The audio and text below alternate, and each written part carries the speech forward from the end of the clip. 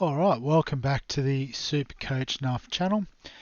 In this video we're going to look at round 2 of the 2025 NRL Supercoach season, and I guess in particular the NRL Classic side of things. So this week was a pretty good week in the end, a 13-22, which was in about the top 12% for the round, so somewhat competitive, and saw my season rank cut in half. So I guess when you start off at that pretty low base, that's sort of, I guess, the jumps you like to make is sort of trying to halve it week on week. So restored a bit of faith in the side. Speaking of which, we'll have a bit of a deeper dive into it.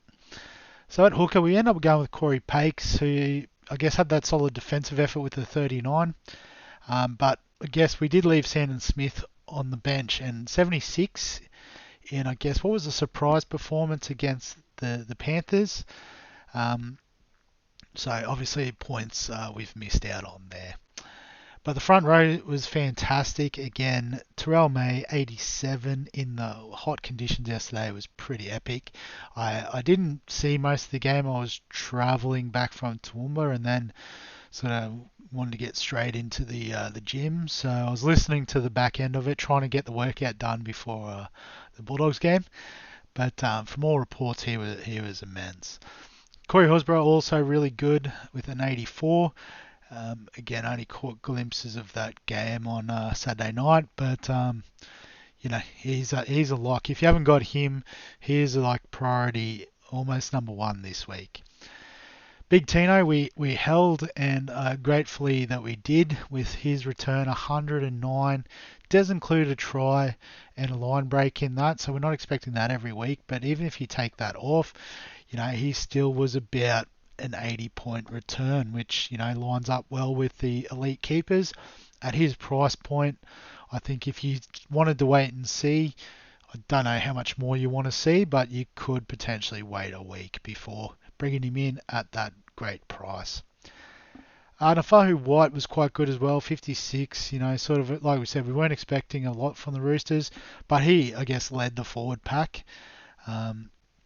I was tossing up between him or Hetherington for the last reserve after the VC came off, but I chose wrong there as well. So another 17 points on the table. So, you know, could have potentially had another 50 on my score.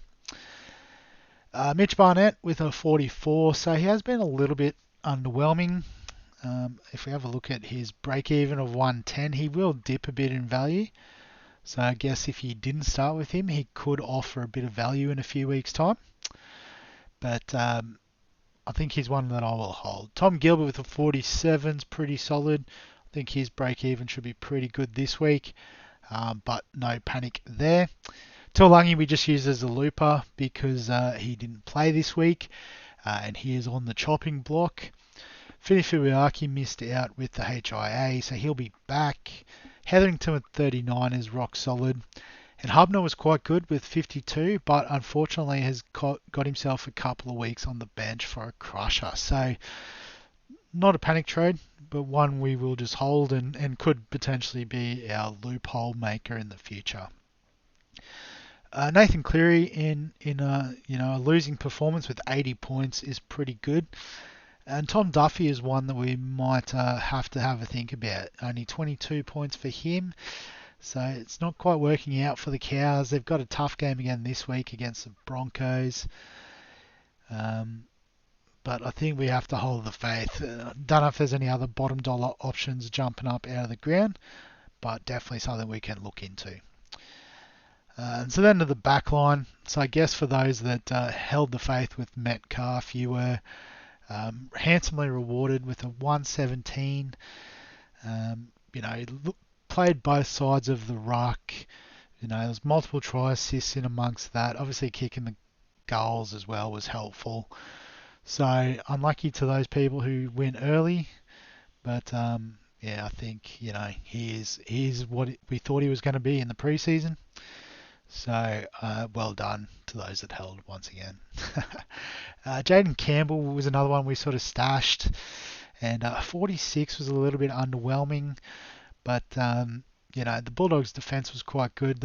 I guess they do laps at times. Although partly that was due to the Burton injury, and they sort of tried to reshuffle by putting Crichton at 5/8, and the Titans were good enough to expose that on the left edge, but Campbell playing more on the right obviously wasn't a part of that. So, I could have had Burton in that spot. He's now injured for a few weeks, so I don't hate the move.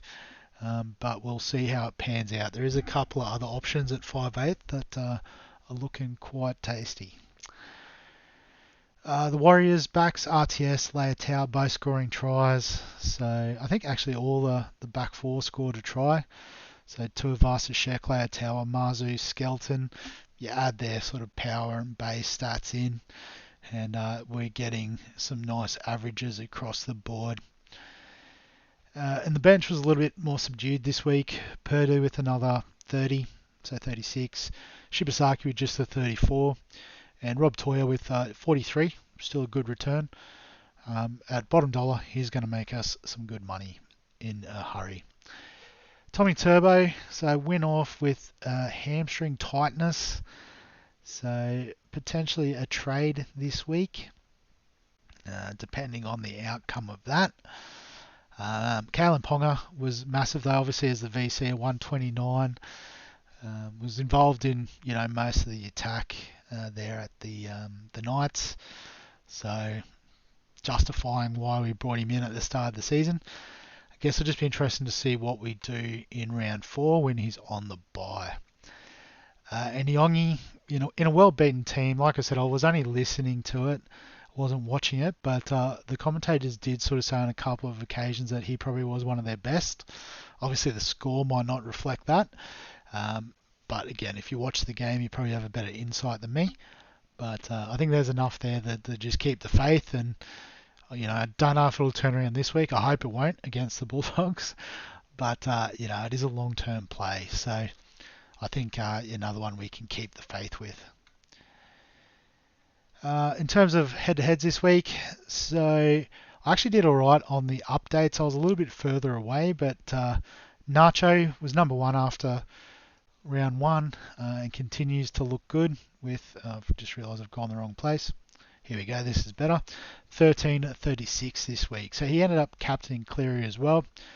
But I guess the difference makers there was Dylan Lucas with a 97 was good. Tui Pilotu with a 99 getting some tries again. I guess I did have Tino, I suppose. So really not quite sure. I guess it was the likes of I had Iongi on the bench with a 25. Hetherington probably got outscored. Yeah, I think his lowest was 49 for Seyfarth. So, Shibasaki was the lowest. So yeah, I guess even that you match up like across the board. There was a few like Barnett got outscored by like a Garrick or whatever. So it was pretty close, but Nacho getting the win there. Throughout the league, a few 1300s, but I think the top score was no spoon this year for Gary, and I suppose there won't be a spoon if you get a 1488. So he had Ponga, Lucas, Metcalf, Tuapiki with an 89, Payne Haas as well, Jesse Arthurs with a 96, Hosking, although Hosking did go down and has an injury, so that's unfortunate. But Dewey at 5/8 with the 75 is not a bad point of difference, but had the big 3 up front as well. So that front row is pretty stacked when you add Haas in there as well. I can see he has shifted Horsburgh to the second row, but no need to worry about your front row there, Gary. Very nice return. In the second league, finally getting a bit of a win against Blitzkrieg, Sam's team. So Casey McLean was a 72. I thought he was going to fill up this week against Dom Young on that edge, but don't know what happened with the Panthers. I did miss that game. Saw the earlier game, but just guess decided that Panthers should win. No need to worry. And then it happened. But VC'd Ponga as well. I had Metcalf, so some good signs there. Big Tino as well. I guess for this one it mostly came down to the likes of Marzu Leotawa outscoring Garrick, Campbell Graham. Nice. But what do we got? A 1390. I didn't actually check the other leagues, just the first one. Looks like a 1390 is the top with Extra Gravy, Jacob's team. Looks like a Dogs man there based on that logo. You love to see it. But VC Ponga had Eero with a 111. Nice. Good point of difference there. A few other weapons doing the business. Mamazelis with a 94.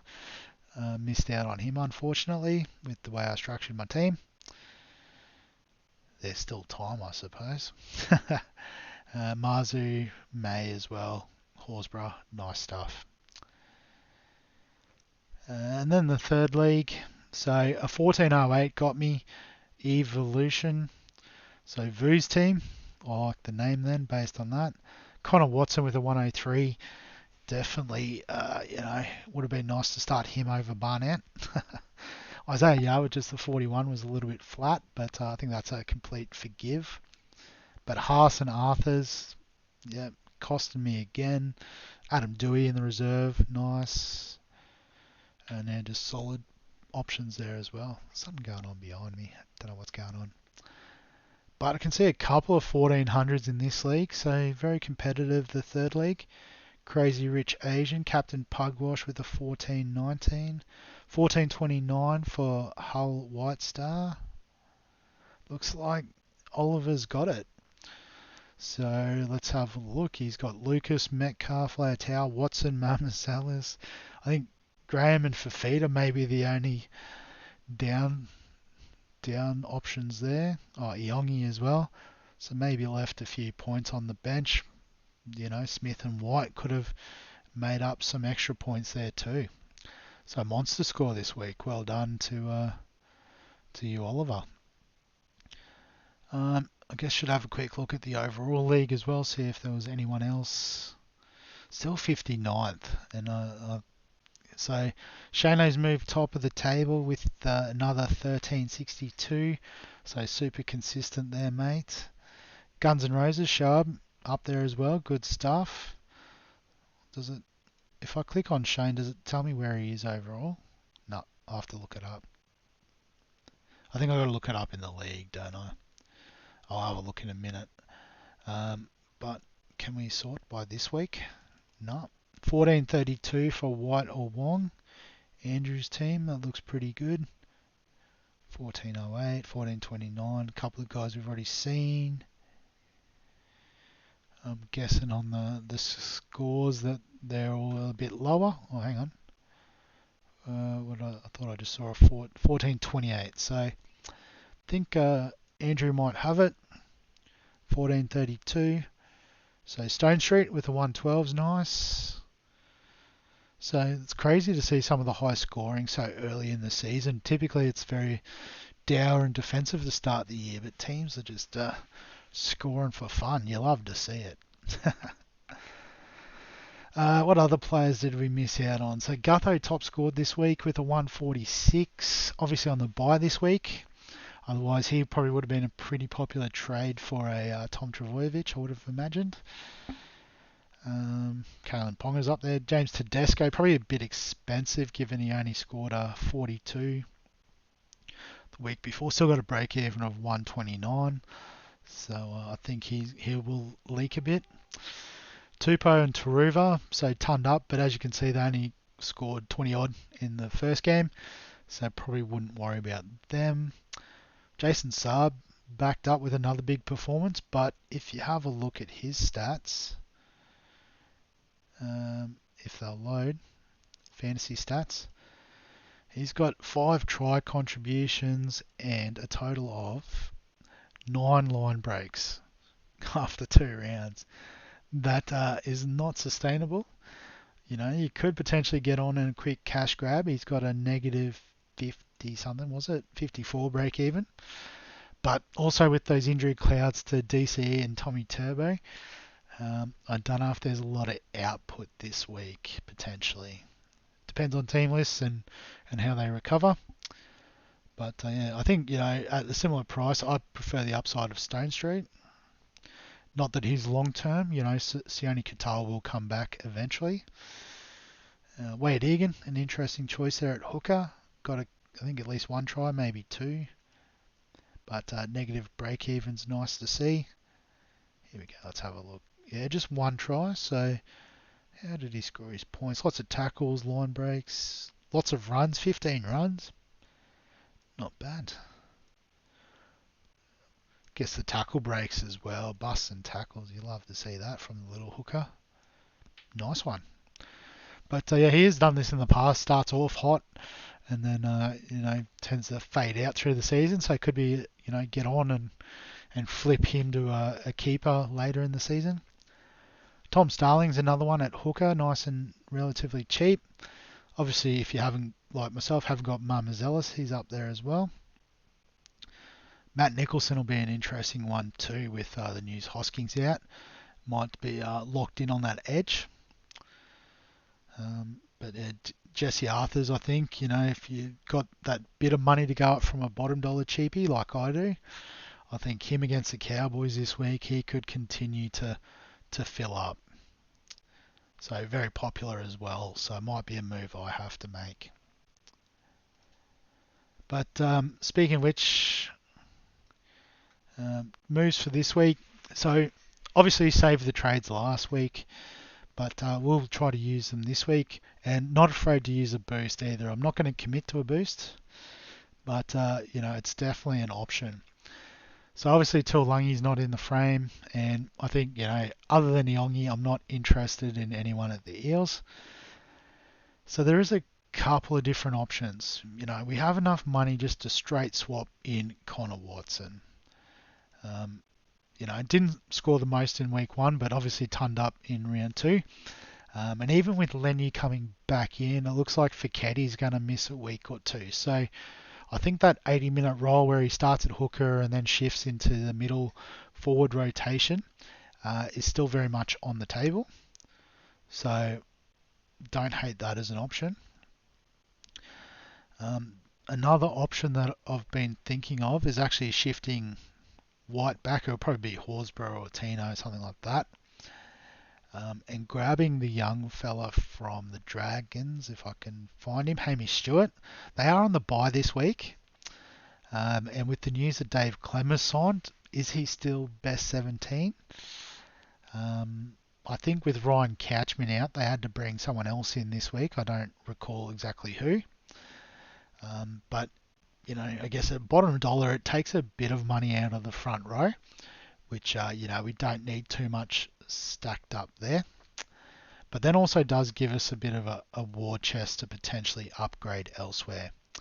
Like it might be a case of looking at upgrading a Purdue and a Duffy, with the Cowboys not going so well. So if we look at that. So as I said, in the centre wing, I've got 4 decent starters. Tuipulotu on the bye. But Jesse Arthurs is the one that's sort of screaming pick me. Obviously, if I wasn't gonna trade Duffy, maybe a Dylan Lucas as a keeper that could sort of move around a bit would be handy. But I've got the guys here doing the business at the moment, so I think it's all about creating cash gen. So Arthurs, and then this gives me a few options. Obviously, I could pick a halfback like Katoa, should have a good break even this week, -15.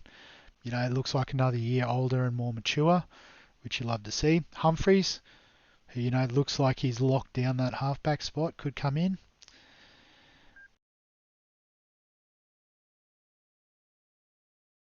The headset back on. But you could also look at a 5/8, like moving Metcalf into the halves, but not as much. Obviously, a few people on Adam Dewey, and he could eventually fall into the centre wing spots potentially. Maybe it could have been Burton, or it couldn't have been at the price, but yeah, actually probably price would dictate some of this. I should have just realised. Harris Tavitas looked alright, as a running 5/8. But we could also potentially go Sam Smith and go with a Wade Egan go with a Mamazelis or Starling to make some cash. Who would potentially make more? Negative 35, negative 58. So, Tom Starling is a bit of a pod. Particularly if Manly is struggling with their key men a bit, could be a nice little point of difference. So there is a few different options there. I might just put Starling in for the time being, just to see how it looks. So yeah, so that's another option if I want to reconfigure the team somewhat, to look at bringing, the likes of Arthurs and Starling in. But this is just an initial reaction, so I'm not going to commit just yet. We're going to wrap the video up there. We're going to look at team lists on Tuesday, and then obviously the round preview will come on Thursday.